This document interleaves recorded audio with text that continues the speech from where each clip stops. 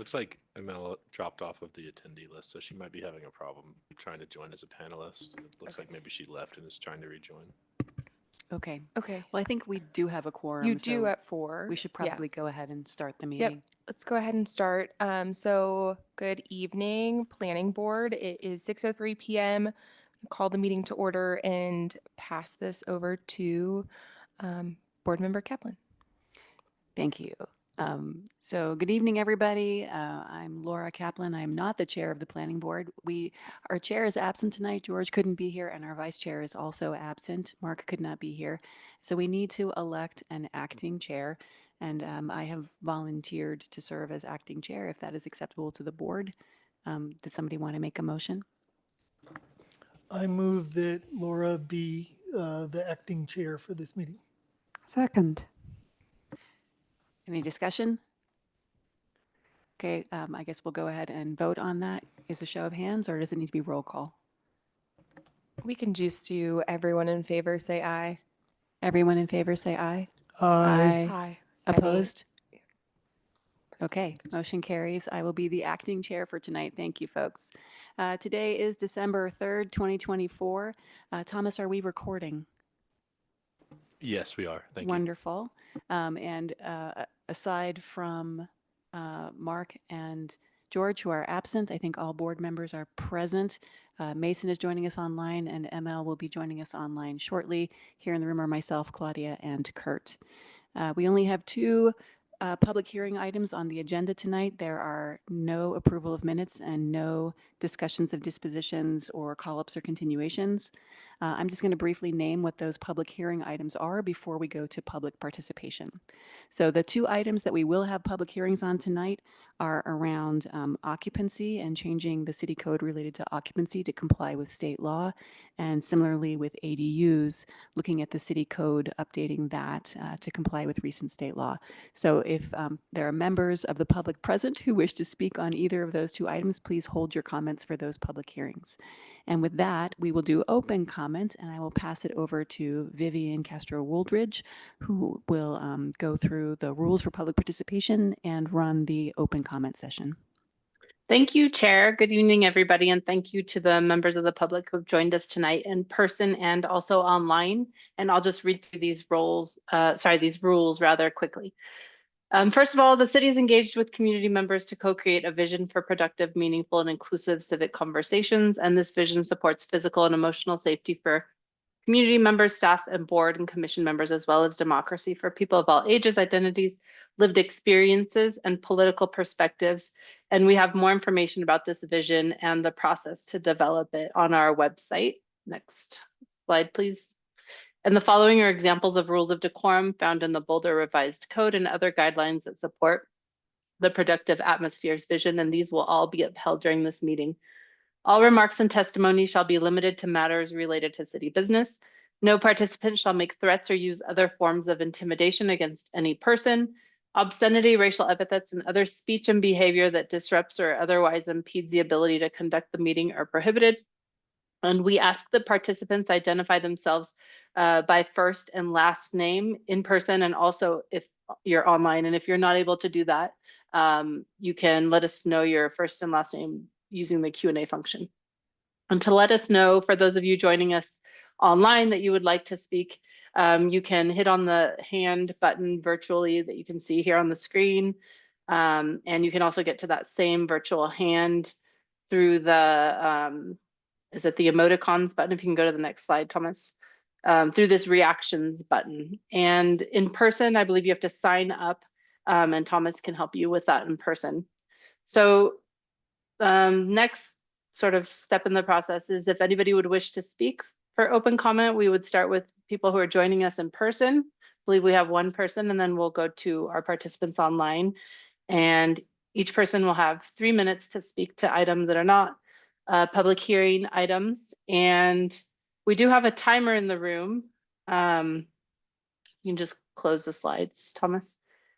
We have a timer in the room. Do we have a problem with that anymore, Thomas, or we should be able to see it throughout? I'm just going to try to switch back and forth between the two cameras that we do have available. So right now, okay, the timer up. Great. Okay, should we start with in person?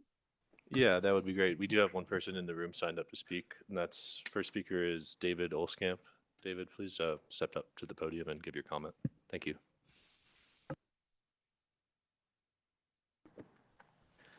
Hi, David Olskamp, 1590 Hawthorne Avenue. You guys know me by now. I've been here for 2 meetings.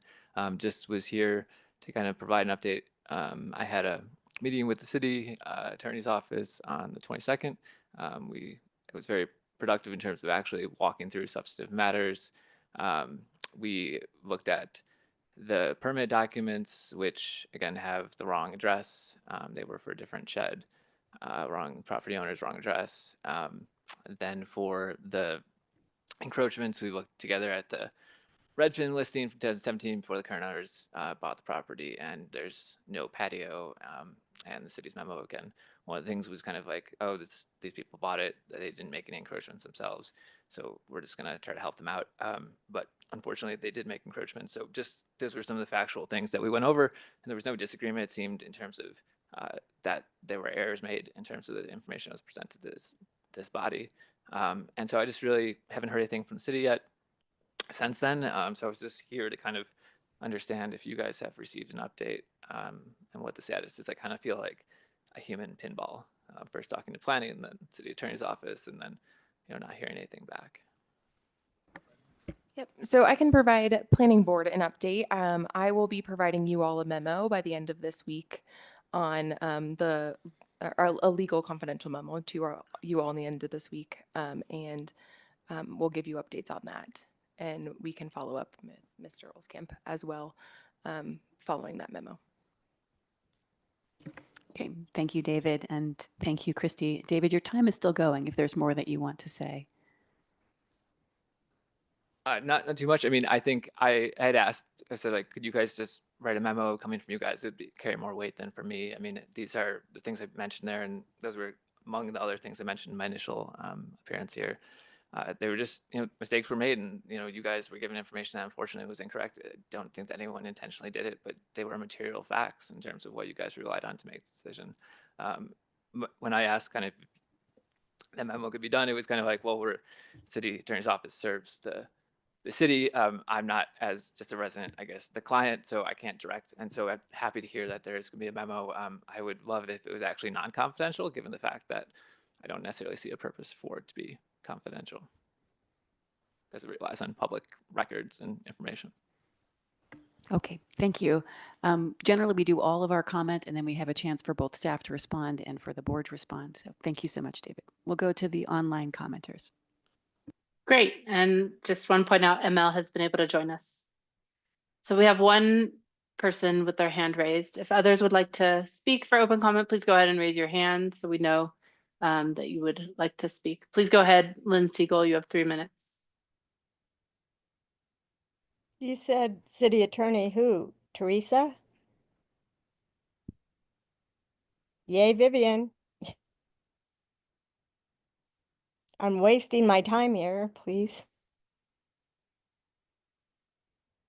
I asked you who was addressing David. You said the city attorney. I don't know who. There are lots of city attorneys. This is a public comment forum. It's not a question and answer of the board, so please continue with your public comment. No, I need my question answered, please. I'll wait in the QA, I guess. And this is my time, so you cannot take it away from me.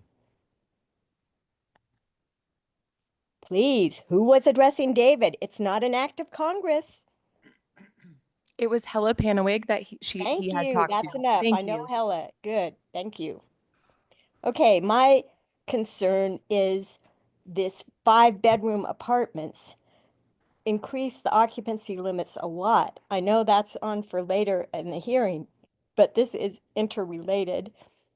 And those are at 777 Broadway, and increase the density considerably. I've never heard of 5-bedroom apartments. There are 2, 3, and 5-bedroom apartments in 5 stories and over a couple hundred, maybe 400 bedrooms rented by the bedroom. Since this onset of renting by the bedroom, it changes the whole game. on financial ability for, people to live in Boulder, and also for, for affordability in general. It raises the property values considerably and taxes, etc. So, my concern right now is I'm getting a energy retrofit from from CARE program, and it's it was just a complete waste of money. And I think you should know about this, because now I have to have it removed or abandon it. I'm not going to use it because part of the retrofit, I was not given any options. I was not told what was going to go onto my property. I'm not going to use it. So it's a waste of funds from the state of Colorado, the county, and the city. And this is all something you should be concerned about because it's about affordable housing. And I was given an air handler, which I don't need. I needed a mini split. It's a lot more expensive to put in. It's a lot more labor and everything else. So you need to do things like including the client. Done. Thank you, Lynn, for joining us. Any other persons joining us online from the public who wish to speak? Please raise your hand now. Otherwise, we'll move on to the public hearing items. Okay, looks like nobody else. Over to you, Chair. Thank you, Vivian. Staff, would you like to respond to anything that you heard in open comment that you haven't already responded to? No. Okay, thank you. Board members, any responses to open comment? No. Okay, I have a couple. One, to address the gentleman here in the room, is that so we do rely on the city attorney's office to advise us as a board, and I'm sure that when we receive the memo from the city attorney's office, that will help us understand if there is some action that we can or should take as a planning board, but we won't know until we read that memo. So I'm sure you can expect to hear from either us or the city attorney's office at that point. So thank you so much again for bringing this to our attention and for your persistence and for following up on this issue.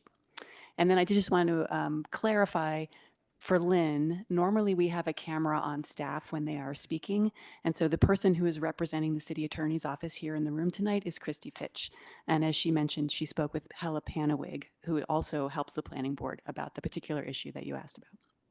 So thank you again to folks who are here for public comment. The public comment section for the open comment is now closed, and we'll move on to our first public hearing item. So the first public hearing on our agenda is a public hearing and recommendation to City Council regarding proposed ordinance 8651, amending Title I, General Administration, Title IV, Licenses and Permits, Title V, General Offices, Title IX, Land Use Code, and Title X, Structures, BRC 1981, to update residential occupancy standards to ensure conformance with the Colorado House Bill 24-1007 concerning residential occupancy limits and setting forth related details. We'll start with a staff presentation, as always. Then the board will have a chance for Q&A. Then we will have the public hearing on this item before board discussion and deliberation. So I will pass it over to, is it Carl Geiler taking this item? That's Thank you, correct. Carl.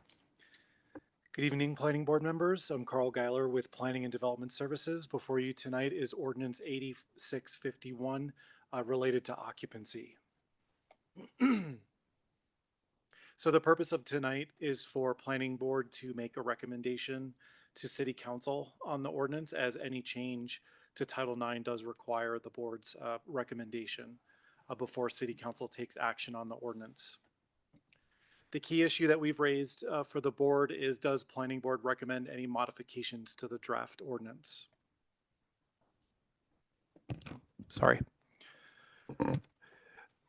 So the board will recall that we had talked about occupancy last year in 2023. We had a work program item where we were directed by council to make changes to our land use code relative to occupancy. So some of these slides may look familiar. I wanted to start with just the slide that differentiates between the two ways that the city has regulated occupancy through the years. There's occupancy limits that are life safety related that are in building and fire codes. Those have been in place for years. They set a maximum occupancy to avoid any dangerous situations, for evacuation and unlivable spaces. So zoning regulations have typically had more restrictive occupancy levels based on other concerns about congestion. There's also been some motivations of discrimination that are the roots of occupancy rules that have gone into zoning codes. And that's been daylit in recent years. So I just wanted to point out those two things. So what the state bill talks about is zoning regulations that are based on familial relationships. And that's the way that Boulder has been regulating occupancy for many, many years. I believe since the late 50s, early 60s. The city does have a pretty open and expansive definition of family, which remains in the code for other parts of the land use code that reference it. But it doesn't restrict, the way it's worded now, the number of family members that can be in a building, but it does restrict unrelated folks that live in dwelling units as it's written in the land use code today.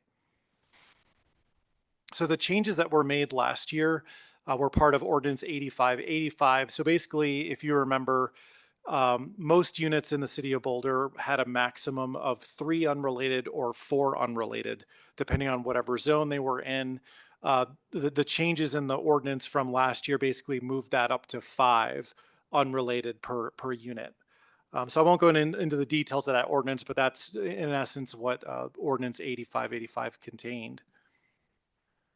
Following passage of that ordinance, the state passed a bill, HB 24-1007. That was passed in April of this year, and it basically notes that enforcement of occupancy standards that are contrary to state law must cease enforcement on July 1st of this year. The law says that local governments may not restrict the number of people that live in a dwelling unit based on familial relationship. So that's targeted at zoning codes that have, unrelated language and family language. It does allow occupancy limits that are based on health and safety standards. So international building codes, fire codes, things of that nature are permitted still according to the state bill that was passed. So in response to that bill, staff began work on this ordinance that we're bringing to you tonight. The city has also ceased enforcement as of July 1st in response to the bill. So I'm going to talk a little bit about the ordinance that we're recommending approval of, basically to remove any inconsistencies in the land use code with the state law and to avoid any confusion or ambiguity for landlords or property owners in knowing how many people can live within a dwelling unit. So the ordinance before you tonight it's a lot of pages. I think it's like 89 pages, but a lot of that is because of the last change that I'll talk about. But for the most part, it removes all references to residential occupancy in Title IX in the Land Use Code, any references to unrelated persons. All those references to the former occupancy standards have been updated to reference the existing building and life safety code occupancy limits that, again, the city has been enforcing for years already. And those are contained in Chapter 10-2, which is the Property Maintenance Code. The Property Maintenance Code just adopts the International Property Maintenance Code, which is the IPMC. So that's what the city would be using for the occupancy limits. It would also be removing the enforcement standards of occupancy from Title IX and would move them into Title 10 structures, again, since it's a building code or life safety code type of topic. You may recall that the city has cooperative housing as an allowed use in the code.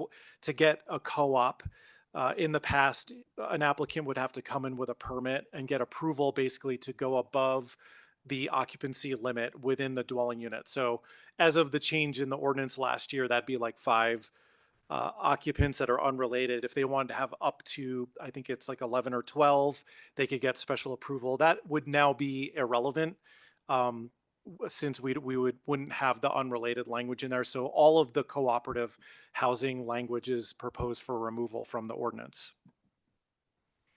There's also a reference to any prior approvals. There are some approvals that may have conditions of approval or restrictions on occupancy that may go beyond the current IPMC. So this would make it clear that those would be null and void. We've also taken a look at some other housing arrangements like group housing, congregate care facilities, custodial care facilities, residential care facilities, group homes, boarding and rooming houses, fraternities and sororities, and dormitories. We've taken another look at those and we've removed anything related to occupancy. We have proposed some intensity standards, some of which are actually have been added since the version that the board has seen, just trying to find an equivalent that's in the code that doesn't use occupancy as an indicator. I'm happy to pull up that language of the new language if the board wanted to review it tonight. The reason the ordinance is lengthy is largely because looking at some of the state regulations as a leader and looking at some other jurisdictions that have been doing this, terminology like single family and multifamily has been changing in a lot of those codes, going to detached dwelling unit or multi-unit units. So that's largely why the ordinance is so expansive, because we've been making all those changes throughout the entire Boulder Revised Code to make it detached dwelling units or multi-unit dwellings. So staff is recommending that Planning Board recommend approval of the ordinance to City Council because the changes would update the occupancy limits to align with the health and safety standards of the IPMC, removing any references to familial relationships on occupancy, and also in line with what the state bill is intended, is opening up more housing opportunities in the city. Again, it'd be another method in addition to the many ordinances that we've been considering lately to make it easier for people to find housing, to not have the cost of housing just increasing infinitely. So trying to mitigate that the best we can. So this would be another way of doing that. This is the motion language we have for Planning Board tonight, should the board agree. As far as next steps, the plan is to go to City Council for first reading on January 9th, and then have a public hearing with City Council on February 6th. So we'll convey the recommendation of Planning Board to them on those dates. And then in conclusion is the key issue. So happy to answer any questions. Thank you, Carl. Questions from the board, and we can start with our online folks first tonight, Mason or ML, just to mix it up a little bit. ML, you've got your hand up and you're smiling. Go right ahead. I do have my hand up. Thank you. Thank you, Laura. It's great to have you chairing. So I have two questions. Referring to the International Property Maintenance Code, do we currently use that? Or is this an entirely We do, new and we reference? have been for years. Okay. So it's not a new reference for staff or for applicants or anybody. Yeah, it It's is not something new. people have seen. Okay. Yeah, we've been implementing that. And then I think this question has come up historically, and I don't remember the answer, but the piece that says that, and this is interesting that it's in the, no, actually, this is about the different ordinance. So that's my only question about that one. Easy peasy. Thank you, Carl. You're welcome. Thank you, ML. Mason, anything at this time?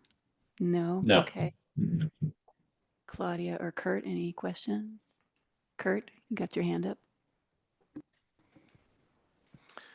Yeah, I had asked some questions by email, and thank you very much, Carl, for your excellent responses to those. I did want to follow up about the question about boarding houses, though, because first of all, reading the definition of boarding house, it wasn't clear to me what the difference was between a boarding house and any other rental, really. The definition is boarding house means an establishment where, for direct or indirect compensation, lodging with or without meals is offered for 1 month or more. A boarding house does not include a fraternity or sorority. So it's not clear, like, what makes a boarding house versus something else.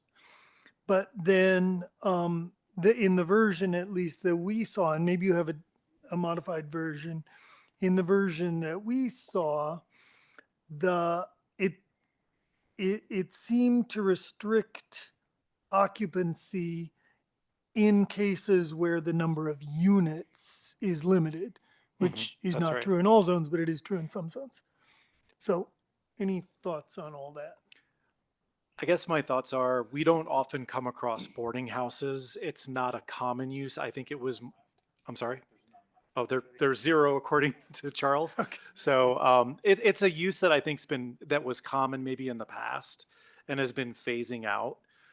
It's kind of the same thing with like rooming units. I saw your question on rooming units, and I'll answer that question with the reason we don't refer to rooming units in the code right now is because it was an allowed use back in like say like the 1930s, but the city has been largely phasing out that use for other types of housing uses.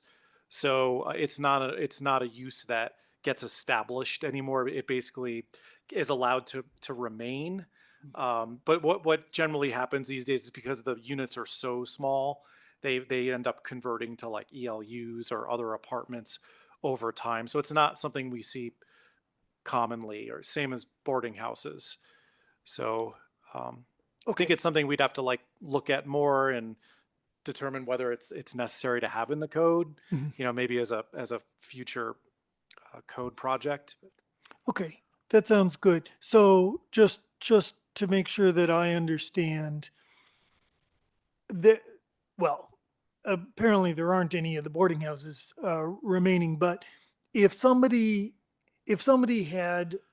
was renting a housing unit, would there be any situation in which the city would go and say, oh, what you have actually is a boarding house? Because from the definition, I can't see any way of making that distinction. I'm not sure that would be something that we would see since it's not a use that we have in the city. Typically for these types of uses, we rely on the zoning record. So a lot of times like we'll have a zoning data sheet and it'll say this was approved or is a continuation of a boarding house or building with rooming units. It's rare that we would see anything get established that we would say that's a boarding house. It would probably end up being something different. Yeah. Okay.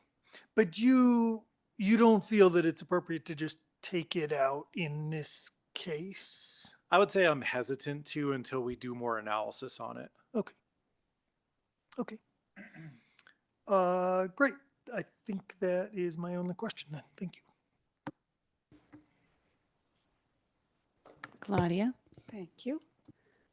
Just a couple of questions here. I'm glad that you brought up the issue of prior approvals and that is addressed in the code change. I'm just curious, is it common that we have explicitly stated occupancy in prior city approvals? I remember at least one case where this has happened, but are there others? And will there be any process of notifying property owners or annotating those existing approval documents? I don't know that it's common, but I've certainly seen it, especially with like a use review where occupancy might have been restricted by condition of approval. We at this point do not have a method of going out and doing the research of all the conditions that have a condition related to occupancy. I think they would have to understand the change and know that they would be able to abide by the new standards. Okay. And then more generally, I'm curious about what kind of process you have planned for informing and educating landlords, tenants, and the broader community about any new rules. I know we've only had about a half year under that 5 unrelated rule that was passed, but I've already heard plenty anecdotally about out-of-date occupancy postings at rental properties and the like. So is there an educational process planned? Are there going to be resources available for computing new occupancies under the international code? We do have a current website on occupancy limits. So if you Google Boulder occupancy limits, it takes you right to the IPMC and it has a description of how it's calculated per unit. So we've been responding to inquiries on this almost on a daily basis for several months now. So there's a lot of education already happening. And then I would say we use the planning newsletter to update everyone on changes that happen to the land use code. So I think we would use that method. And then just a quick question, I think, for Christy. I just want to educate myself on this.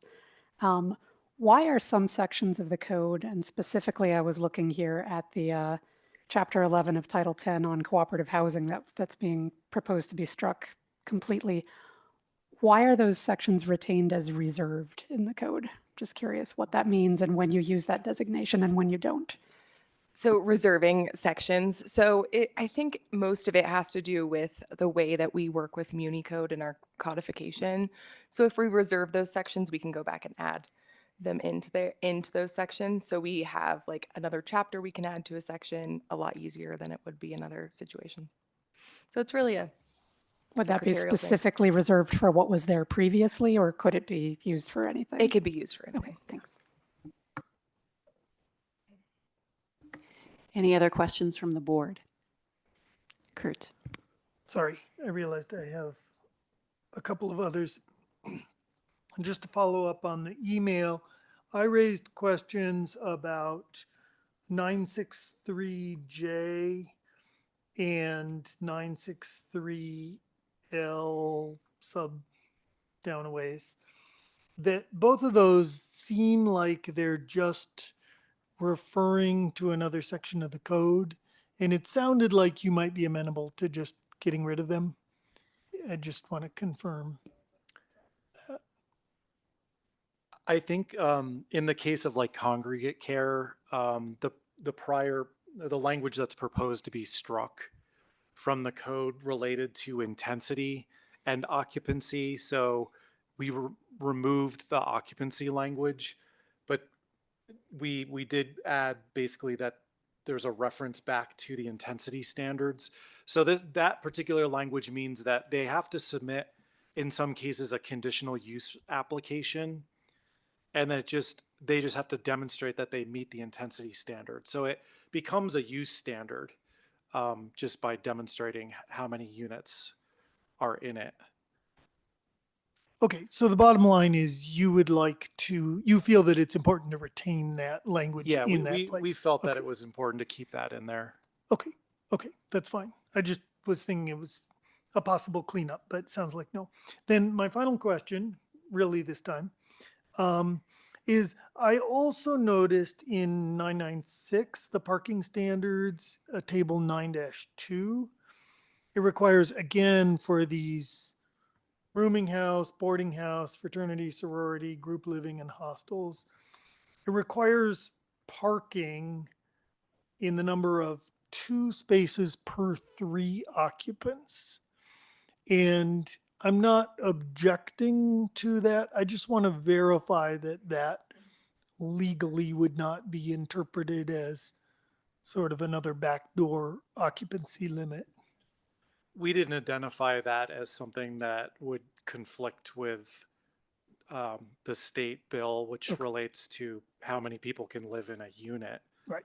So we didn't propose a change to that. Obviously, the parking regulations are being evaluated now, and we'll be looking at that as well. Yeah. Okay. Sounds great. That's it. Thank you. Any final questions from the board? Okay, I have none. So I think at this point we go to the public hearing. Yes. Great. Thank you. So public hearing, we'll start with participants who are joining us in person and then go to those online. If you are joining us online and you wish to speak for this public hearing item, please go ahead and raise your virtual hand. And Thomas, do we have anybody in person who wishes to speak? Thanks, Vivian. We don't have anybody signed up in person for public participation. Okay, so we'll go directly to online participants. Give folks a few seconds to raise their hand. Maybe the people are here for the second public hearing item. Okay, we have a couple hands. We'll start with Macon Coles, followed by Lynn Siegel. Please go ahead, Macon. 3 minutes.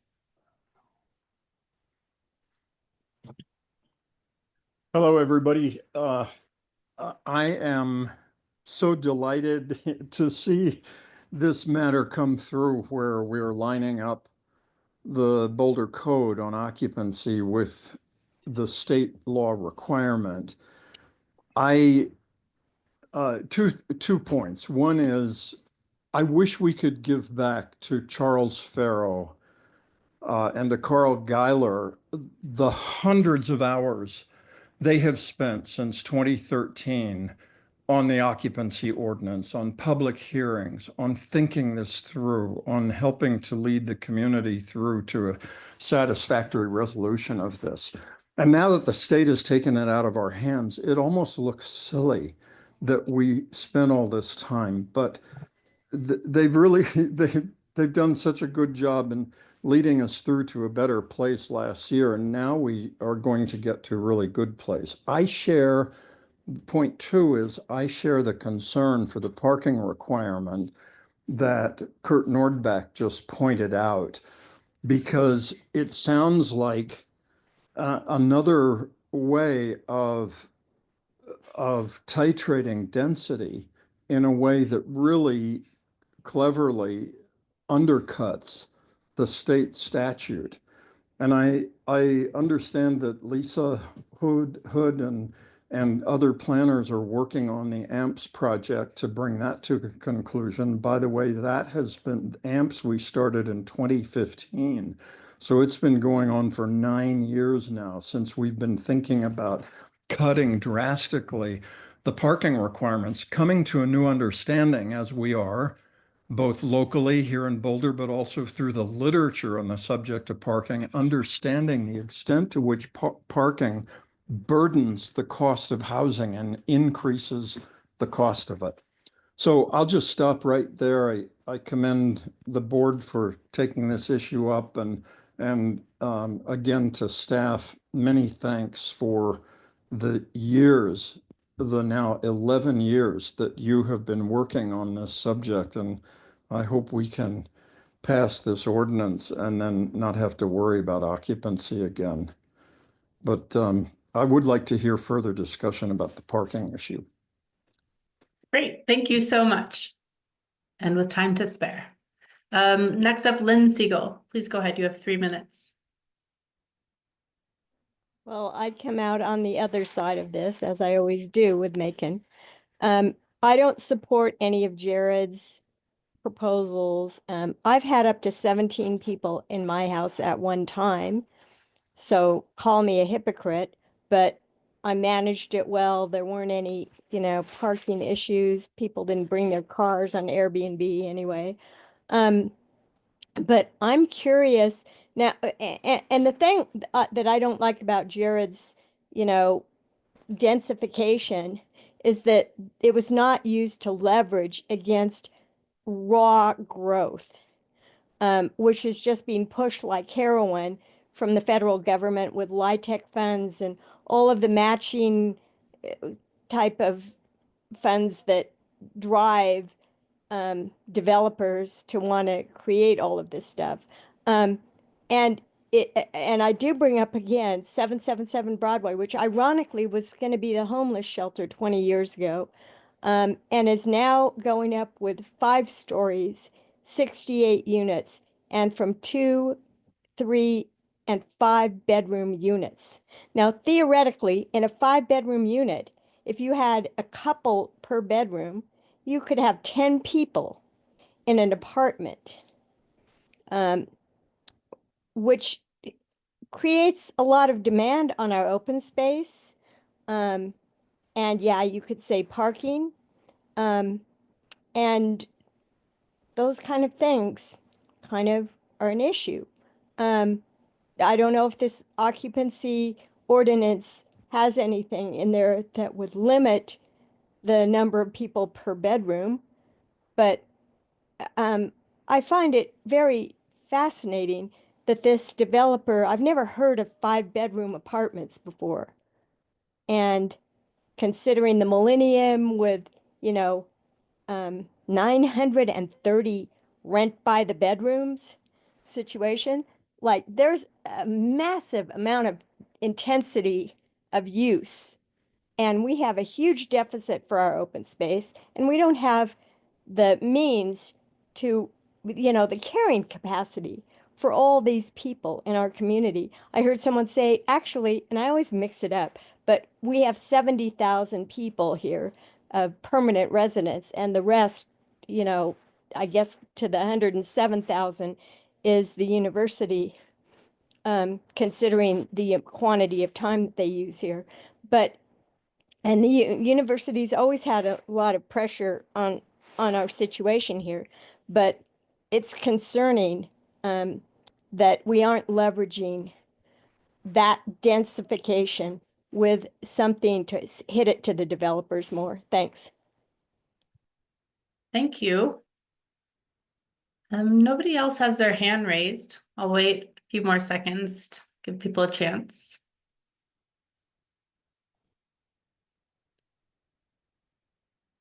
Okay. That concludes this public hearing. Over to you, Chair.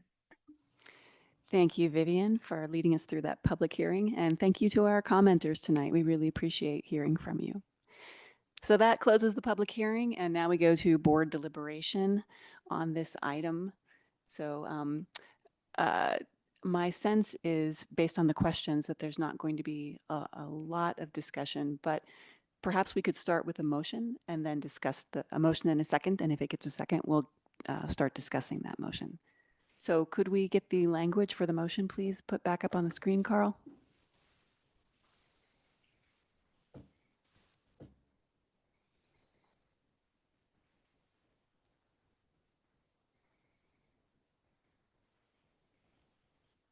Thank you so much. Would someone like to make a motion? You may. Claudia would like to make a motion. Thank you.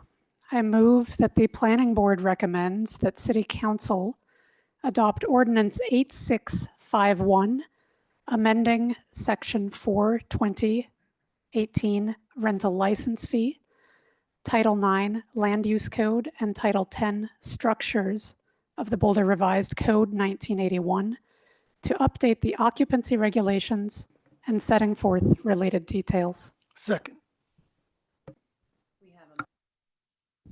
We have a motion and a second, and I'll ask Claudia to speak first to her motion since she made it, and then Kurt, and then if anybody has any suggested modifications, we'll do that next. Thank you.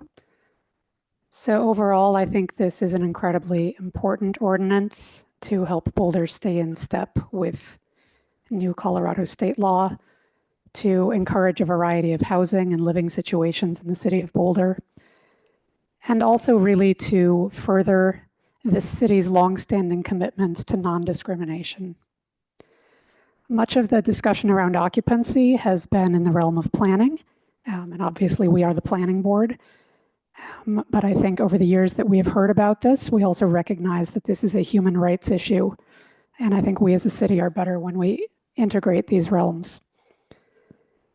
I really appreciate, amongst other things, in the proposed ordinance, the removal of family from our terminology around dwelling units.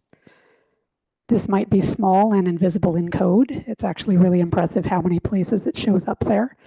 But it's value-laden language, and it pops up in a lot of other places in the city, even in our recent Area 3 study, where I noticed there was a distinction made between residential communities and apartment buildings, as though those two things were opposed to each other. So I hope that we can continue to make language changes like this standard as we move forward developing code and ordinances in the city. And then I wanted to say a word too about co-ops. Our city code since 2017 has had an entire chapter on cooperative housing that we saw in this ordinance. And it was put there ostensibly to permit that kind of housing, even though it was only ever used once to create a new cooperative housing community. And I think it's very powerful to see that section of the code being struck through in its entirety, especially given how discriminatory it is. It's a hyper-prescriptive chapter of our code. It has buffer zones like those that this board actually just recommended that we reject around psilocybin facilities, but we wanted those buffers around housing communities. It contains special provisions that require people to vacate properties if they run afoul of a complex permitting code. And a whole bunch of other things that we don't demand of people who live in traditional families in this city. So I'm really glad to see that this piece of our code may be going away.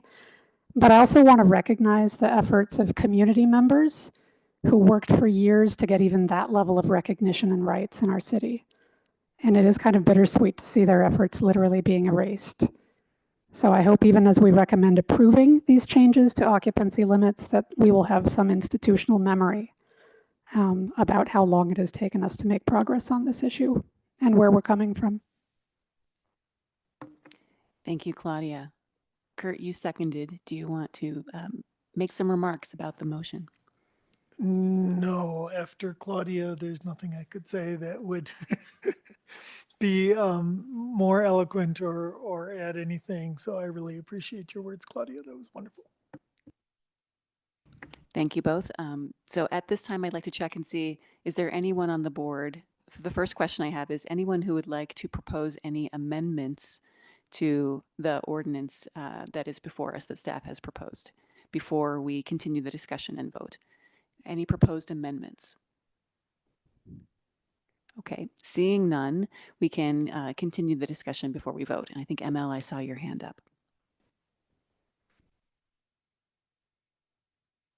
My hand was up and down, and I just really want to appreciate Claudia for your very thorough and comprehensive perspective about this ordinance. I think that sometimes we forget the far-reaching consequences of some of these land-based considerations that come before us. So I really applaud that you have expanded and reminded that at the end of the day, this is about how we live in our city as people as well. So thank you for that. Thank you, ML. Mason, any comments on this one? No? I'm going to Okay. second Kurt. Claudia really hit the nail on the head. Yeah, for sure.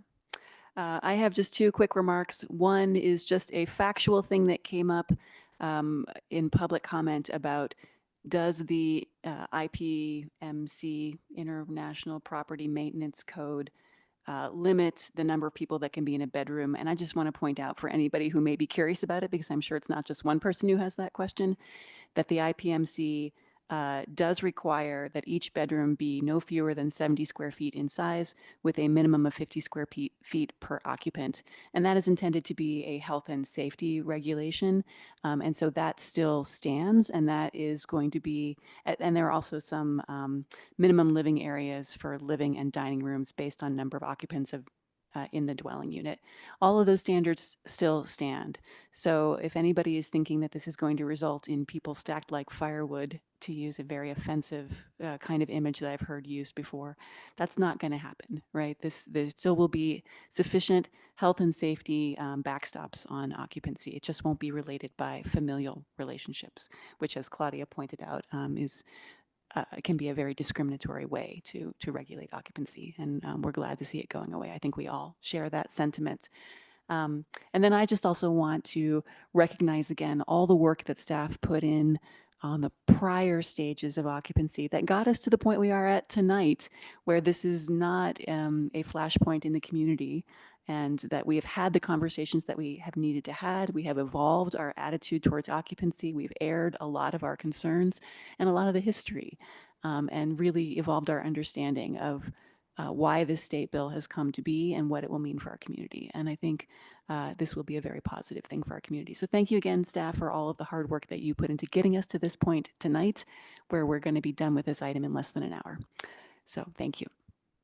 Okay, any other discussion before we vote? Can I just quickly add on to Yeah. that? I also want to express my appreciation to staff. I think it's very rare that we review a complex ordinance like this and end up not making any amendments to staff's proposal. And I think the fact that we're not indicates how thorough your analysis and edits were. So thank you very much. Seconded. Okay, let's vote. I'll start with folks online. ML, Oops. Yes. Mason, Yes. Kurt, Yes. Claudia, Yes. and I'm a yes. So that's 5-0. Okay, thank you very much to Carl and all the staff who worked on this. And we're going to move on to our next public hearing item. So this is a public hearing and recommendation to City Council regarding proposed ordinance 8650, amending Title IX Land Use Code, BRC 1981, our favorite chapter, to amend standards for accessory dwelling units and setting forth related details.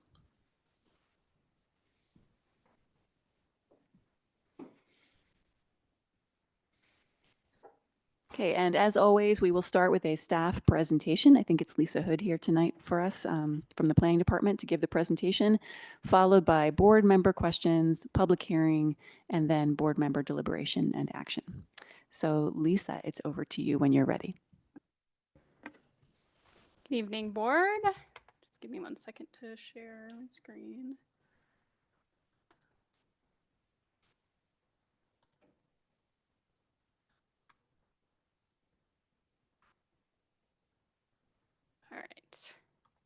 All right. So I'm here tonight to talk to you about our accessory dwelling unit update. The purpose, very similar to Carl's, is for you to make a recommendation to City Council on Ordinance 8650 related to accessory dwelling units. The project scope for this is to align the ADU standards in our city code with the recent House Bill 241152. And essentially make the City of Boulder what is defined as an ADU supportive jurisdiction per that state law. And I'll explain that further. So as part of the House bill that was passed this last session, the state set out certain requirements for subject jurisdictions to meet the qualifications for an ADU supportive jurisdiction. And if you're an ADU supportive jurisdiction, you can qualify for this new grant program that they established through the state bill called the ADU Fee Reduction and Encouragement Grant Program.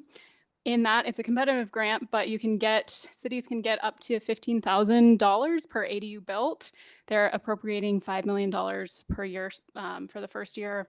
And the city can use that to provide financial assistance for a number of things. So constructing affordable ADUs or supporting the construction of affordable ADUs, developing pre-approved ADU plans, providing technical assistance and other opportunities to help support more ADUs being established.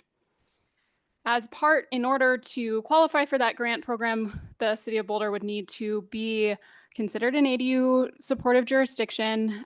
There's 67 jurisdictions in the state that are subject to the House Bill 1152. It relates to being within a metropolitan planning organization boundary, things like that. But you have to have a city code that meets a number of requirements. First, we have to come into compliance with the state per the state law by June 30th next year. Cities would have to, or subject jurisdictions would have to have an administrative approval process for accessory dwelling units or ADUs in any location where a single unit detached dwelling is allowed. Also, for ADUs, the standards cannot require a new parking space. The state bill does lay out some limited exceptions for that, but in general, it's not allowed, or the state says that the subject jurisdictions would not be allowed to have a requirement for a parking space. Also, subject jurisdictions may not require owner occupancy of the ADU so that the property owner lives on the site, except at the time of application. So that's another limited exception. And then the state bill also talks a bit about not having restrictive design or dimension standards, and then they define what that means. It includes things like specific architectural styles for an ADU, size limits that don't allow for between 500 and 750 square feet, and then minimum setbacks or lot sizes that are more restrictive for ADUs than they would be for a single unit dwelling. In addition to the state bill guidance, this ordinance before you tonight also aligns with many of our comprehensive plan policies, which support a diversity of housing sizes and types, as well as support the creation of additional accessory dwelling units. I wanted to provide a little bit of background on ADUs. Many of you were on the board when we went through a recent update in 2023, but I showed this graph at the time, but it shows the history of ADUs in Boulder. They were first made legal in 1983, and then you can see the blue bars are showing how many ADUs were approved each year. And then each of those yellow lines is a major change to the ADU regulations in the city. And then you can see how the kind of numbers of ADUs responded to those code changes. So I just quickly updated the graph that we had done last time. So we removed many additional ADU code barriers back in 2023. It was a major city council work plan priority project. And those new rules went into effect on September 1st, 2023. So it's been just over a year. We've had 37 ADUs built since the new rules went into effect. That's completely built to being occupied. And then there's still 21 that are in process either of having their plans reviewed or are under construction. So I'll provide a bit of a summary of the ordinance. Unlike my typical presentations that are 35 minutes long, this one is much shorter, so you're in for a treat. But so there's basically two themes to the changes that are in the ordinance. There's process and applicability changes that needed to happen to align Boulder's code with the state regulations or the state bill. And then there's also design changes. So I'll walk you through each one. The first is allowing ADUs in more zoning districts. So we had already, over the multiple, especially the more recent ADU code changes in 2019 and 2023, we had already opened up many more zoning districts to ADUs. But in order to align with that state requirement of every district that allows a single unit detached dwelling has to allow an ADU, we did open it up to many more zoning districts where you could have an accessory dwelling unit. We've removed the minimum lot size requirement. Right now, the standards say that an ADU can only be built on a lot with a size of at least 5,000 square feet. That was something that was reduced from 6,000 square feet back in 2019, but the ordinance tonight eliminates that entirely. So no minimum lot size requirement in order to do an ADU. Also, we have proposed to remove the owner occupancy requirement. The state bill says that subject jurisdictions may not require owner occupancy, except, like I mentioned, at the time of building permit. And in our analysis, we determined that there was limited utility to having that requirement, as we can't enforce it beyond the one day that someone applies for the application. So we've proposed to just eliminate that entirely to remove that administrative step of that would only be able to be enforced for one day. We've also proposed removing the requirement for recording of declaration of use for our market rate ADUs. A declaration of use is a legal document that since the 80s, we've been requiring all accessory dwelling units to record against their property that says, I got an accessory dwelling unit approved by the city and I'm going to comply with all of the regulations that were in place at the time. We've, because of that was largely tied to the owner occupancy requirement and used for the enforcement of that. And so because we're proposing to remove the owner occupancy requirement, we're also proposing to remove the requirement to record that DOU, declaration of use step. That's also a kind of more burdensome administrative step. So this also will streamline the process of approving ADUs. We are, however, retaining the requirement for a declaration of use for our affordable ADUs because that is the only legal mechanism that we have that says that they are sworn, or it's their sworn certification that it'll stay at an affordable rate. And then finally, for this process and applicability set, The ordinance also voids any previous prohibitions on ADUs in planned unit developments. This was something that came out of the state bill as well. So if there's anything in an old PUD, planned unit development, or other types of reviews like site reviews, use reviews, that said ADUs are prohibited here, those are now with the state bill and the aligning ordinance, those would be voided. And so ADUs could be permitted in those areas. The state bill also states that because it has to be an administrative approval process, the change to the PUD would have to also be an administrative approval process. So we put into the ordinance, just clarified that it would be a minor modification process if someone needed to do that, because that's our administrative way to modify a PUD or a site review. So those are all the process changes in the ordinance. Now the set of design changes. The first is related to maximum floor area. And this one I actually have a separate slide on because I have to go into more detail. But it ensures that attached ADUs of at least 750 square feet are allowed. I'll explain that more later. We've decided, or we're proposing to remove the one space parking requirement for market rate ADUs. Right now, there is not a parking space requirement for affordable, so the only parking requirement is for market rate. Like I said, the state bill has some limited exceptions where subject jurisdictions would still be able to require parking. It would have to be in a location that doesn't have any on-street parking, the site doesn't have any parking, and the zoning district requires parking. So in our analysis, we don't think that there would be many circumstances where that would actually apply. And so for simplicity's sake, we're recommending just eliminating the parking requirement for all ADUs rather than trying to draft in that kind of odd and atypical exception. Related only to detached ADUs, we're proposing to remove a requirement that we have right now for a certain amount of private open space. Because the state bill says that you can't have specific architectural standards for an ADU that you wouldn't have for a single family or a single unit detached dwelling. For attached ADUs, we also have a standard right now that requires screening for a side entrance. So that's another architectural style architectural style standard that we're proposing to remove. And then we've also proposed some language to align the maximum height and building coverage of attached ADUs in the rear yard setback with detached ADUs. And I'll explain that. That one's a little more complicated, so it's got its own slide as well.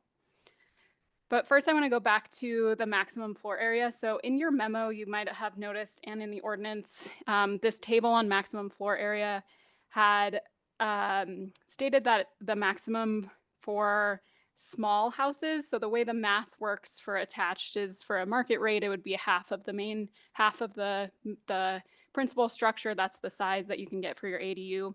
The state bill, like I said before, we have to allow between 500 and 750 square feet. There was some clarification that we had from state officials in the time between the memo publication and now, where we now have more assurance that the actual minimum maximum is 750 square feet. So we'll amend that for the first reading, but it's just a slight tweak where the highlighted areas were slightly different numbers, but we've confirmed this with the state that this is their intent. And so that changed just from 500 to 750 for those where it's assured that you would a small house would still be able to have a 750 square foot ADU, even if the math didn't work out that was half, if that makes sense. Okay, and then the last one I wanted to explain is this rear yard setback. So the state bill says that there cannot be a rear yard setback greater than 5 feet required for an ADU. For our detached ADUs, we already are in line with that because detached ADUs in a separate structure have either a 0 or 3 foot setback requirement. But for an attached ADU, that would actually be called part of the principal building, so it's not an accessory building. And for principal buildings, the rear yard setback is typically 25 feet in many of our districts. And so that's a fairly significant change from 25 feet to 5 feet. to allow the attached ADUs. And so this graphic is kind of showing in the hatched area that difference between what the rear yard setback would be just for a principal structure that doesn't have an ADU in it versus a principal structure that has an attached ADU.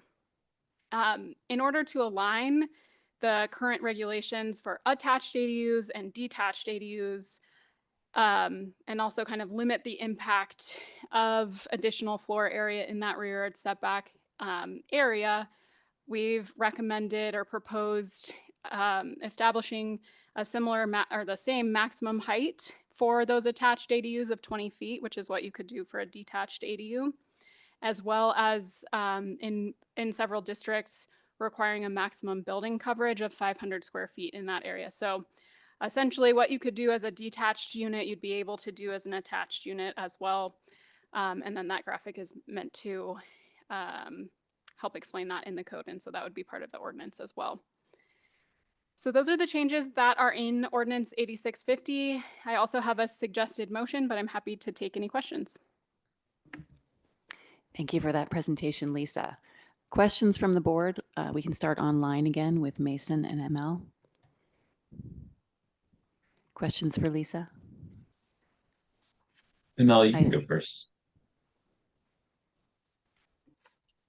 Thank you. So I have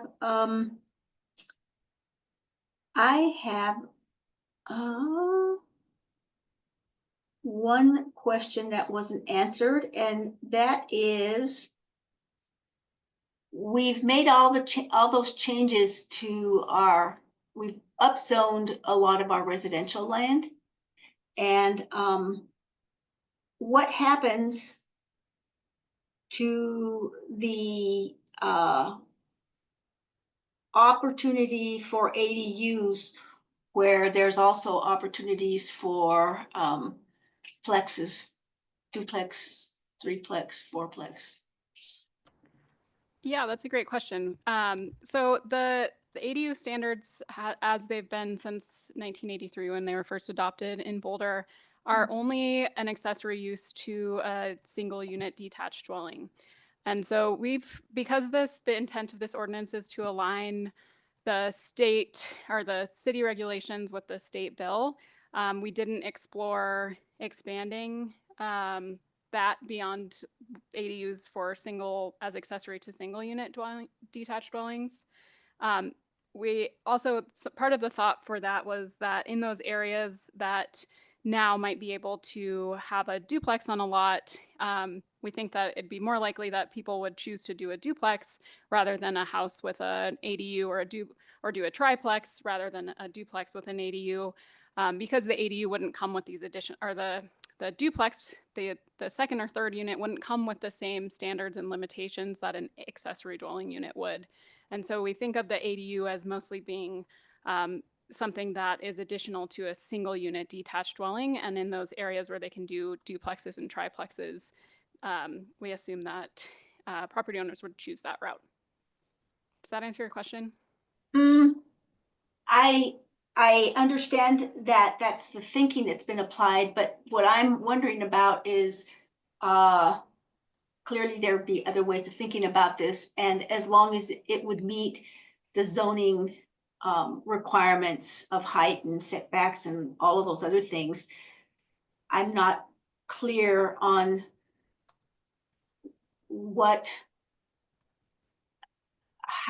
why the land use wouldn't, and this regulation about allowing accessory dwelling units, every place we have detached unit, why it wouldn't apply? Yeah, I think it's just the 40-year history of ADUs in Boulder is that the ADUs were an accessory use to the single unit detached dwellings. And we've gone through 2 pretty significant overhauls of the ADU ordinance or the ADU standards in the last 6 years. And so that's never been, and we've done a lot of public engagement at both of those times. And so with each of those, we never really expanded the applicability of ADUs beyond single unit detached. And because that's not something that was brought up by the state bill, we wanted to keep the scope limited to making sure that we are aligned with the ADU supportive jurisdiction definition in the bill. And we haven't really taken any additional steps beyond that. Okay, so basically our upzoning hasn't been informed by this. I mean, it's because that's in process as we speak, yeah. right? So I'm just thinking, I mean, why aren't all these things that are in motion talking to each other and seeing what might be in fact possible to bring to the table?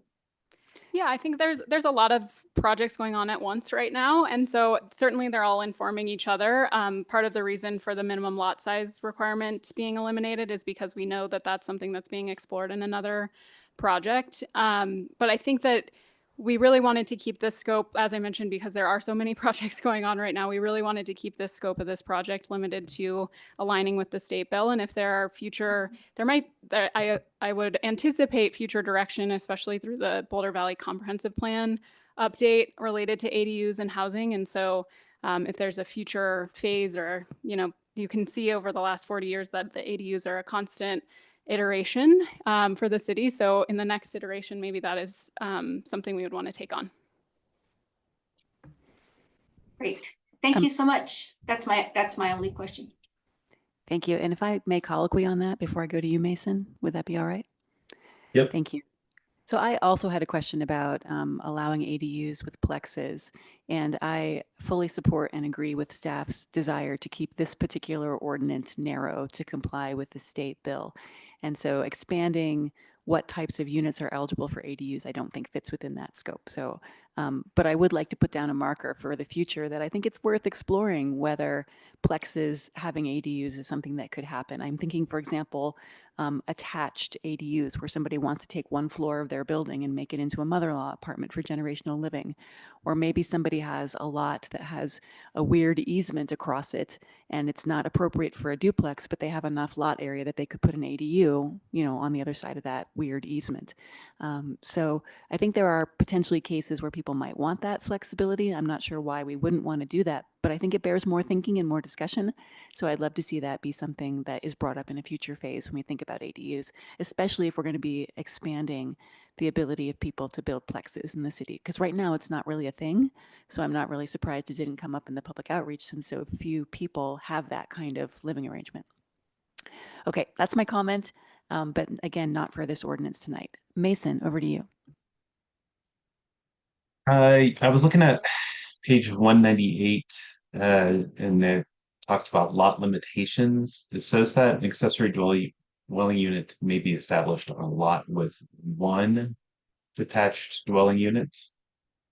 I was wondering how one is defined here, and if it is purposely excluding group residencies and other things that have, different definitions of what's a unit.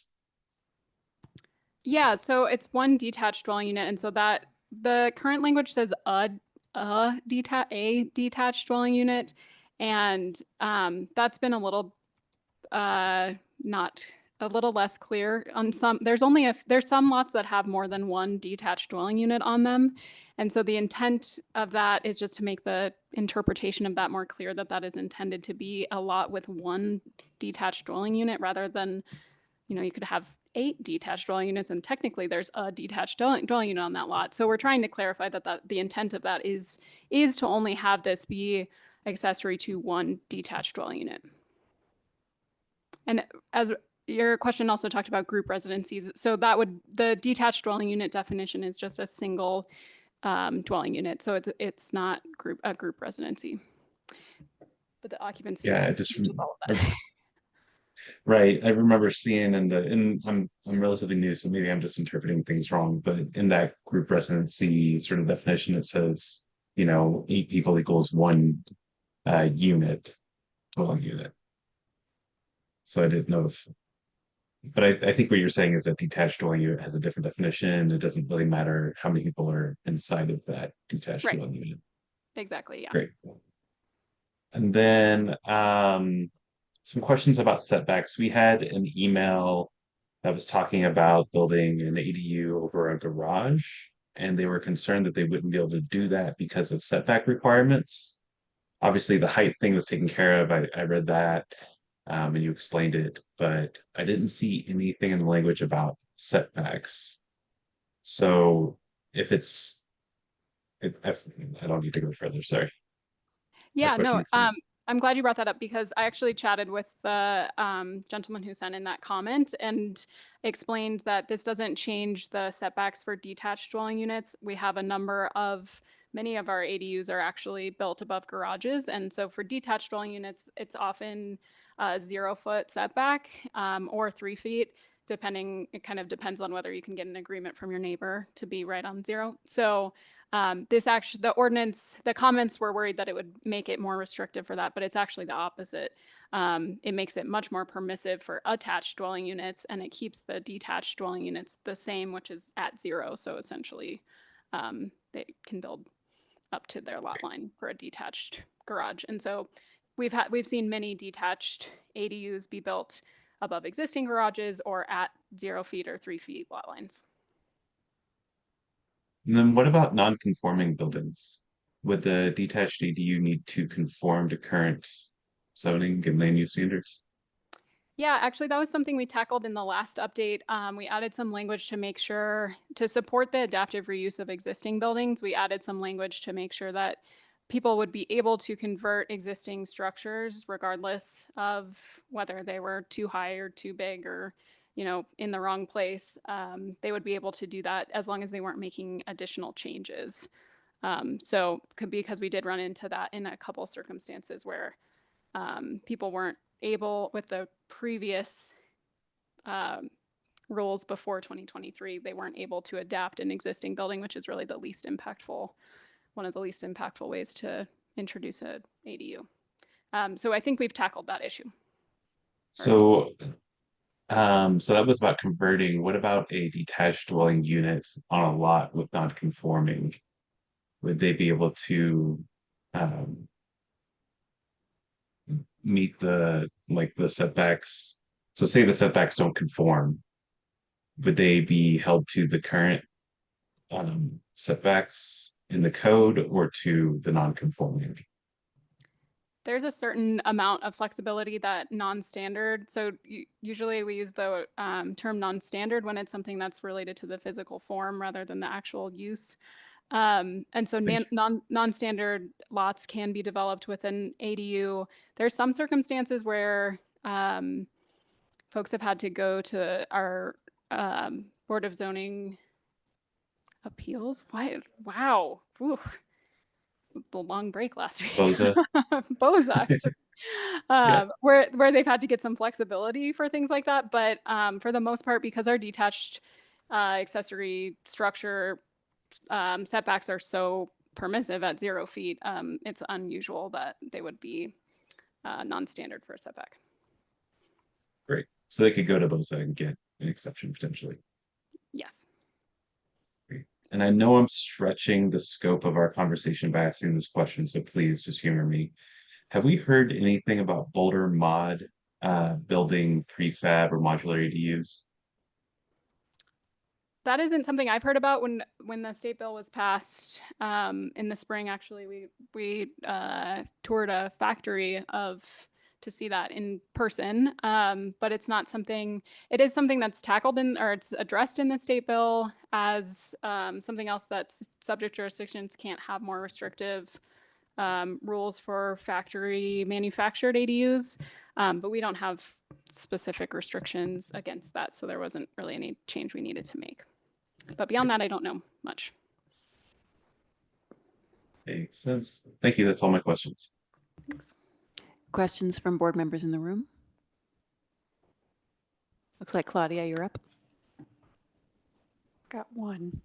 So if this update passes, what remaining provisions or incentives do we have for affordable ADUs? Because I see the parking exemption was one, that's going to be gone. What else do we still have for affordables? So for affordable ADUs and also historic, so on properties that are landmarked, they are allowed to have a larger floor area for the ADU, somewhat significantly larger.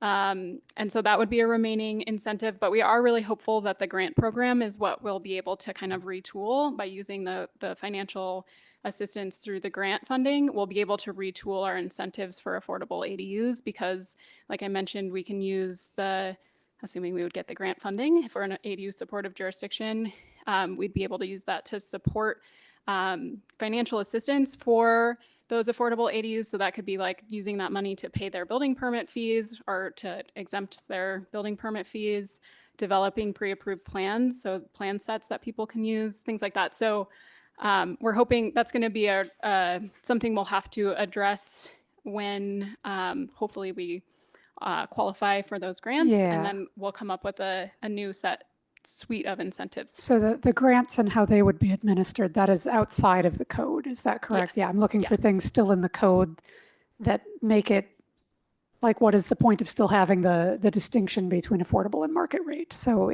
there's a size allowance. Yes. Okay. Yeah. Thank you. We've eliminated a lot of the restrictions, so much left. Kurt. Thank you. I have a few questions. One, going back to Mason's question about the terminology, well, either the current terminology, a detached dwelling unit, or the proposed terminology, one detached dwelling unit. In any case, it sounds like you are not allowed to, if you have an empty lot, you're not allowed to build an ADU with the plans to 2 years down the line build a house. Is that correct? That's correct. I have seen a couple circumstances where someone builds a fairly small house and then they build an that's the principal building, and then they actually build a smaller house for the ADU. So it's not unheard of, but the ADU by its nature has to be accessory to something. And so there has to be a principal use and a principal building on that lot first. So you can't have an accessory building that's just there by itself. It has to be accessory to something. So we have lots of circumstances where they're built at the same time, or there's an ADU within a new house or something like that. But no, you can't have an ADU by itself. Why does it have to be accessory to something other than just the terminology? Well, it wouldn't be an ADU, it would just be a principal building. And I don't think you would want it to be an ADU because the ADU has size limits and certain standards and things like that you'd have to comply with. That a principal, if you just had a small house that was a principal building, that wouldn't kick in as an ADU standard. I can just imagine somebody has a lot. I mean, probably doesn't happen that much in Boulder given all the financial realities, but I could imagine somebody having a lot and having enough money to wanting eventually to build both an ADU, a principal house and an ADU, only having the money at first to build the ADU, wanting to build it in such a way that it will eventually be an ADU, but yeah, not having the means or the desire or whatever to build the principal dwelling first. It's not clear to me, other than the terminology, why we would prohibit that. Yeah, and I don't think we actually would prohibit that. It would just be a principal building. It just wouldn't be called, like you said, the terminology. It wouldn't be called the ADU until it's accessory to something. But That makes but sense. for example, they couldn't put it at 0 rear setback, No, because it would be a principal building. right? Yeah. So that's why they would want Yeah. to build it as an ADU. As a Well, principal and I building. suspect that if they built it as the principal structure, then if they wanted to build the ADU, it would have to be smaller than the small unit that they built intending it to be an ADU. They couldn't Yeah. build a bigger principal structure second. Mhm. Even if even if they submitted the plans and said, we want to build this house and this ADU, but we want to sequence it so the ADU gets built first, they couldn't do that. Well, it wouldn't be an ADU, it would be the principal building until there's something that's accessory. But I feel like we're getting hung up on the word accessory and not focusing on the physical layout of the lot and what really is intended there.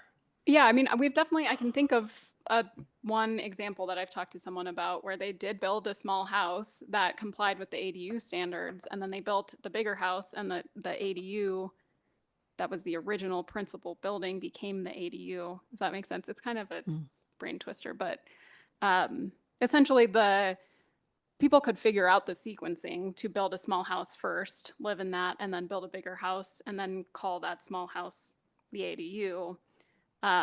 As long as it aligned with all of the mini standards that we have. We haven't seen that much. Okay, yeah, and maybe it's more of a hypothetical problem than an actual problem, but okay, maybe I'll come back to that. Next question is about HOAs, which I realize are regulated at the state level and not at the city level. But is there anything? Well, I guess the question really is just, what is the situation with ADUs in an HOA? For everyone's edification, mostly mine. Yeah, so we don't regulate HOAs like you said in the city code, but the state bill did have, so the same thing that I said about PUDs, where any PUD that prohibits an ADU is void. The state bill says the same thing about anything in an HOA covenant. So that's not something we regulate or enforce, and so you wouldn't have seen it in the ordinance, but it is in the state bill. It's tackled through that. So then if there is somebody with a house in an HOA and they want to build an ADU, these same requirements and restrictions would still apply. Right. So it voids the prohibition of the ADU, but in order to get the ADU approved through the city, you still have to comply with all the other standards. Okay. Okay. That makes sense. Great. Next question. Kurt, can I colloquy on that with you? Yes, absolutely. So, Lisa, regards to an ADU in an HOA, HOAs and/or I'm going to expand that to an HOA with a PUD. PUDs have their own requirements. They make all their own regulations insofar as setbacks and stuff. So what happens to, how does the ADU relate to setbacks that aren't the city setbacks for ADUs if they're coming into a context that was governed by a different set of land use requirements? Do you want to take it? Okay. Okay. We can go first. You got your mic on, so have at it. I was just going to see if you guys want to add on to this, but the state bill just says that any PUD that prohibits an ADU is void. We can still have the standards that we are proposing in the ordinance that they would have to comply with. But if the PUD needs to be amended, so if the setbacks are more restrictive than what our ADU setbacks are in our code or are considered a restrictive design standard per the state bill, they can do a minor modification in order to amend the PUD to allow that. So we're still ensuring that there's an administrative approval process through which they can get flexibility through the PUD. But generally, we don't actually have a lot of PUDs that specifically prohibit ADUs because a lot of ours actually predate when ADUs were made permissive in the city. Right. It'll be the HOAs that govern the PUDs. Right. Because that's really where that authority lies right now. But I thank you for the answer that there is a process whereby people can work through the setbacks and all to make sure. Yeah. Okay. Thanks, Kurt. Sorry for interrupting. Not a problem. Thank you for clarifying that. That is something I didn't even know to ask. My next question is about your diagram about the heights for the attached ADUs. And it's really just where the low point is measured. It looks to me like the intent is for the low point to be measured with respect to the added structure, not the overall structure.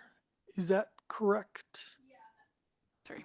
Yes, and that's what we do for like any type of addition. The low point actually moves. So if you build an addition, it's from the highest side.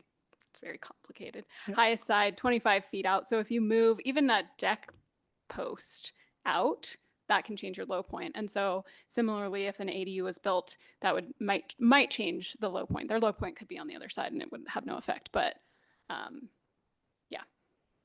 Does that answer that? Oh, and I was trying to get to that. Well, no. So, right, I understand what you were saying, but if let's say in this diagram, the low point, instead of being on the ADU side, is on the other side, the far side of the principal structure, then the allowable height of that ADU is not necessarily 20 feet. Right, and that's how additions also work. It's Charles. Well, that's consistent with how we've been administering our code since I think 1971 when we established the methodology for how we calculate height. So any addition, to Lisa's point, if a new low point were going to be struck, but it would be on, the opposing side of the building, then it would have potential impacts on the height. But again, that's been very consistent with how we've administered the code for quite some time. Okay. And again, I think it's designed to make sure that we're giving consideration to the massing of buildings on downhill sides because they can feel taller than, something has more mild grade. Yeah. Okay. That sounds great. One final question is about the roof pitch, the height as a function of roof pitch. So ADU maximum height is restricted to 20 feet, but it can go up to 25 feet if you have a greater than 812 pitch, I think, right? Is that not, again, from a legal standpoint, is that not considered an architectural style? Yeah, that's a good thought, but actually it's more permissive than a typical accessory structure. And so by being a more permissive standard, we're able to keep that. So it provides more flexibility for the ADU than a garage would have, because a garage is at 20 feet, no flexibility. So it's not, even though it is a architectural standard, it's not a restrictive standard because it's providing additional flexibility to the ADU. But I thought that the state law said that an architectural style couldn't be more restrictive than what was applied to the principal dwelling, not compared to an accessory structure. I think that is how it's written, but it's still more it's more permissive than a single family or single unit detached dwelling would have. Like we can still have accessory height limits that are lower than the principal structure, if that makes sense. Because it's applicable to every accessory structure. It's just ensuring that the ADU is not more or the rules for an ADU is not more restrictive than something that's not an ADU, an accessory structure. Okay, I misunderstood that. So it's okay. It's compared to an accessory structure like a garage, not compared to a detached dwelling unit. Right. So we can still, the subject jurisdictions can still have accessory height limitations. There's actually no specific language in the state bill about height. It just can't be more restrictive than it can't be more restrictive for ADUs than for other similar uses. And so the 25 feet, if you have a steeper roof pitch, is actually more flexible. And that was to accommodate like having an ADU above a garage. Sometimes you need that steeper roof pitch to accommodate the floor area. Okay, great. Thank you. Any other questions from the board? Okay, seeing none. First, I would like to apologize for commenting instead of questioning. I should have held my comment. Sorry for that. Now we go to our public hearing. Vivian is still online? I Wonderful. am. I'm here. Thank you. Welcome back. Please take us Thank through the public you. hearing. Sure. First, Thomas, do we have anybody in person? No, we don't have anybody signed up in person for public participation. Thank you, Vivian.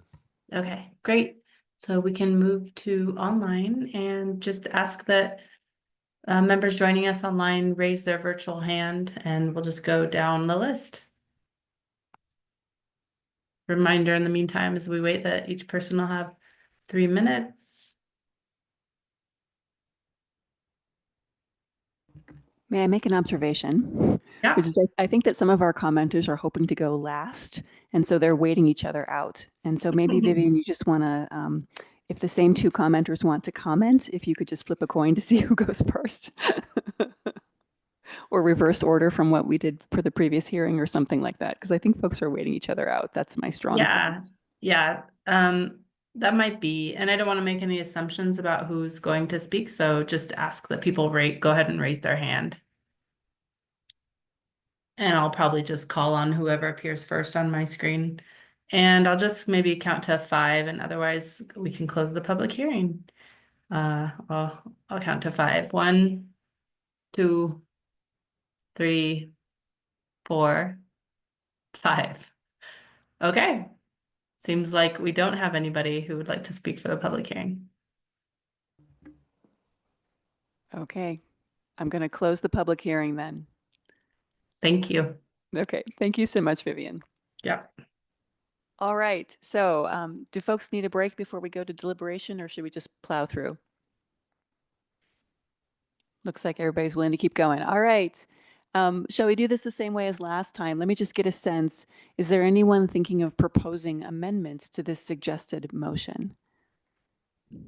If so, please let me know, indicate, give me the eyebrow waggle or a high sign somehow. Okay, I don't see anybody thinking of suggested amendments. So why don't we have someone go ahead and make the motion and a second, and then we'll have our deliberation and vote. Kurt would like to make the motion. Okay, I move that Planning Board recommend that City Council adopt Ordinance 8650, amending Title 9 Land Use Code and Title 10 Structures, Boulder Revised Code 1981, to amend the standards for accessory dwelling units and setting forth related details. Is there a second? Second. Motioned and seconded. Kurt, would you like to speak to your motion? Well, I don't have anything eloquent written up the way some people to come to Planning Board with.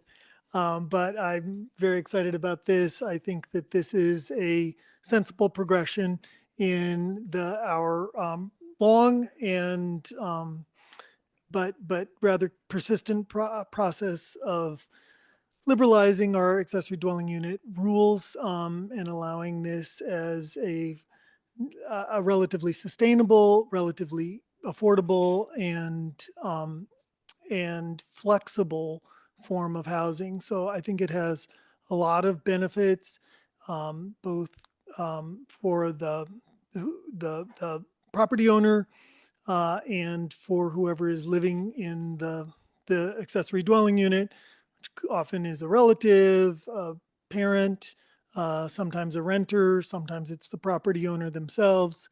ADUs just allow for tremendous flexibility of the use of our relatively large detached dwelling unit lots, which I think is great because otherwise the uses are very restrictive and very limited to people who can afford to live in them, which is unfortunately a diminishing number of people. So I strongly support these additional incremental changes to bring our code in line with the state law. And I'm excited about becoming a, whatever the term is, a accessory dwelling supportive jurisdiction and potentially getting some funding from the state and supporting especially the affordable dwelling, accessory dwelling units, which I think would be great. Thank you, Kurt. Claudia, you seconded. Would you like to speak? Nope. Okay. Mason or ML, any comments on this one? ML has her hand up. Yes, I do. Thank you. These seem like logical and quiet little moves that the state made, but I think that removing the parking requirement is huge. That was a big hurdle for these little houses to have to accommodate. Additionally, the reduced setbacks for the attached ADUs, both of those, I think are going to have big impacts. They don't seem like they're, just looking at the nature of the two changes, it seems like they may not be big, but I think that those will have a pretty big impact. And I'm glad to see that the state stepped up. I don't think we've gone far enough yet, but as Kurt said, we tend to take incremental steps. And I'm really glad that we have accommodated the state regulations in our local ADUs. Thank you, ML. Mason, comments on this one? And to add, happy to see this done. Thank you. And likewise, I'll just say I'm very happy to see this done. And once again, I want to commend staff for your excellent work. I think all of the changes that you have proposed are very sensible, and they do a great job bringing us into alignment with this state bill. I think it'll be very beneficial for our community. So thank you so much for getting us here. All right, let's go ahead and vote. Oh, Kurt. Sorry, I want to add a couple of things that I understand why staff wants to limit the scope of this to meeting the requirements of the state bill. And that completely makes sense to me. But I do think that there are some ways that we could, as ML said, continue to go further that I think would be sensible and reasonable and equitable. And so I just want to raise those. One, Kurt, can I ask you to wait till after we vote, and then we'll have discussion of next steps with staff, maybe? Sure. How about that? That would okay. be fine. All right, let's go ahead and just to keep this clean, vote on the suggested motion. So, Kurt. Yes. Claudia. Yes. Mason. Yes. ML. Yes. And I'm a yes. So that's another 5-0 for you tonight. Thank you so much. And I think we have some last words on potential things we'd like you to consider in terms of next steps of evolution for ADUs. Kurt, take it away. Okay, so sorry, I was giving a long introduction, which was unnecessary. But one was already raised, which is the restriction to a lot with exactly one detached dwelling unit. I think I have two concerns about that. One is I think that, as ML I think was hinting that, and Laura too, that there can be cases where, for example, you might have a duplex on a lot and you could build a triplex, but there would be reasons why, for example, just from the standpoint of flexibility, or that you would want to build an ADU. And I think that there are benefits to the city. One, they're restricted in size, which I think is a big benefit in terms of sort of enforcing natural affordability. And secondly, I think that that they tend to allow better preservation of historic material. Because again, if it's detached, you're not even touching the historic, if it's a historic building, for example, you're not even touching that. And if you're doing some small internal conversion, then again, you're preserving historic material. So I think there are benefits to that from the historic preservation standpoint. I also, and maybe this isn't a big deal, and I made a big deal of it in my questioning, but I do think that it would be worth considering allowing someone to build an ADU before there's a house on the lot, just from flexibility standpoint. And the last one that is a concern to me is the prohibition on independent conveyance, which is a restriction on condoization, basically. In 2017 or something, the consultant Kaiser Marston did the middle income housing study, which found that the biggest challenge in terms of housing affordability in this city is not rental housing, but it's for sale housing. And so why we would prohibit creation of small, relatively affordable for sale units is beyond me. I think that it would make tremendous amount of sense to allow for condoization, which would produce one small unit, which would be the ADU, which by its nature would be relatively affordable. And it would also produce a for sale unit, which is the principal dwelling, which naturally, it seems to me, would be less costly than it would have been on its own, because there are restrictions on the lot now. You've got this condo association, and there are limitations in that diminishes the value somewhat of that dwelling unit. And so it seems like it's a mechanism for making both of them more affordable dwelling units that in the for sale market. So I would like us to consider eliminating that restriction. Thank you. Thank you, Kurt. Any other board members have thoughts about additional things to explore with ADUs in a potential next phase at some undetermined point in the future? ML's got a hand up. I do have a hand up, and I am completely in agreement with Kurt's bringing up. That was one of the comments I was going to bring up. The statement of no independent conveyance in our code. ADUs are the smallest detached dwelling units that are provided in the city. You cannot get a new small house in the city except through an ADU. And we are busy upzoning our residential zoned areas in order to get that missing middle typology. But we don't have anything to account for middle income affordability. And I think that the ADUs, condoizing the ADUs would provide entry-level housing for entry-level homeowners and for people wanting to downsize. You can't buy a new small house in Boulder. And I think that that is a market that is real.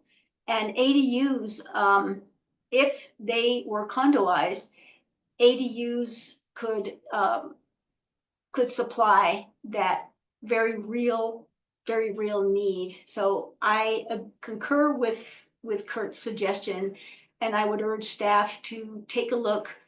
I believe there are jurisdictions in the Pacific Northwest, in Vancouver, and maybe even in California that have allowed condoization, and it'd be great to start getting data about. I've never seen anything except for good impacts from bringing in another housing type that inherently is affordable into the market, and especially in a market like Boulder, where land is so valuable. So let's try to get that into our thinking as we come back around to ADUs in the future. Thank you. Other comments from the board at this point? I'll just say maybe this is something that can be considered through the BVCP update. And it looks like you folks were thinking that anyway, so thank you. And again, congratulations to staff for this recommendation to City Council. We look forward to hearing about the next steps. And thanks for joining us tonight. Okay, so that closes our second public hearing item, and now we are on to matters from the Planning Board, Planning Director, and City Attorney. I think our only matter from staff tonight was to just remind you that we are going to set up a retreat in the new year. Thomas is going to send out some potential dates probably for February or March. Kurt and Mark committed to be on kind of the retreat planning committee. So I want to start thinking about doing a little bit of brainstorming in the new year about what an agenda would look like and how we want to spend our time together. But it has not it did fall off our radar, but it is back on our radar, and we will do something about it in the new year. Thank you, Charles. And I want to especially invite our most recently joined members, Claudia and Mason, to think about what might be useful to you in a retreat with your fellow planning board members, because I think especially in my first and second year, it offered a lot of benefits to me in filling some of the gaps and some things that I felt like maybe I needed to get up to speed on. So if there are things that you feel like we could cover in a retreat that would be useful to you, please talk to Mark and Kurt about that, our subcommittee. Okay, thank you. And thank you, Charles. Brad, I see that Brad, Yes, our good evening. planning director, Planning has Board. approached the podium. Brad Mueller, Planning and Development Services. I mentioned to you all in September or so that we were going to be bringing an awful lot to you as the year concluded, and you're seeing that now. Really appreciate the team bringing that all together by the end of the year to meet a variety of self-imposed and other people imposed deadlines, and we appreciate you kind of hanging in there with us with the extra details and meetings and all that. So we're in the home stretch here, and thanks for being there for us and always giving the good consideration and counsel on items. Next year, as you know, will be comp plan update year, so we'll have twice the fun for you, and again, and we're still going to keep you plenty busy through December. Right. Yeah, so we're not out of the woods yet, to be sure. Not even close. To be sure. But appreciate all that and look forward to more to come. I'm happy to answer any questions you might have on things. Any questions for Brad? I have a question. Yes. We only have one more meeting on the calendar for December. What do you have planned for us for this meeting? There are 16 items on the agenda. No, I don't know. That is the only agenda. The only. We have 2 items. Yeah. I think we have like a site review, 2 site reviews. Yeah, maybe? there's a site review of a call up on East Arapahoe, and the other item, landscaping and wildfire matters update, which is a pretty meaty. Yeah, that's pretty meaty. Yeah. That is meaty. Yeah. Okay, looking forward to that. Yeah, it's actually 2 in 1. We're cheating. Yeah, exactly. It's actually 3 items. Yeah. Think about it. Thank you so much. Yeah, thanks. You bet. Yeah. It's all been fun. Can't wait to go sliding into the new year with you folks. But if it's meaty, Laura's going to have to recuse herself. The vegan meat exists. It does. We Laura, have I have this. something I wanted to bring up. Yes, let me just check real quick. Anything from the city attorney before we go to matters from the board members? Oh, Nothing from me. Just look forward to my memo. We will look forward to that memo. Thank you.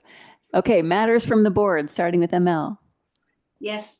So I have brought this up a couple of times, and I just wanted to check on the status of it, and that was the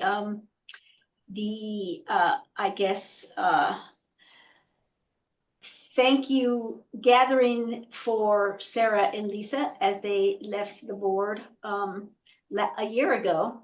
We usually have that gathering, a dinner and get together. And I'm just curious as to what's happening with the planning for that. I think Thomas had initially reached out and maybe didn't hear back, but I think we committed to reaching out again. Yeah, we've reached out and communicated with them a little bit, and it's just kind of fallen off of everyone's radar. They've had busy years as well as us, so I am going to go ahead and reach out to them, and hopefully we can plan something for after the holidays, beginning early next year. That'd be Give them a great. formal send off. Yeah, that'll be great. You know, just to thank them for their service on the board, and I want to see that very cool original map of Boulder again. That tends to be gifted to the people leaving the planning board. So thank you for following up on that, Thomas. Absolutely, yeah. And I'll be reaching out to the board as well to poll everyone for availability.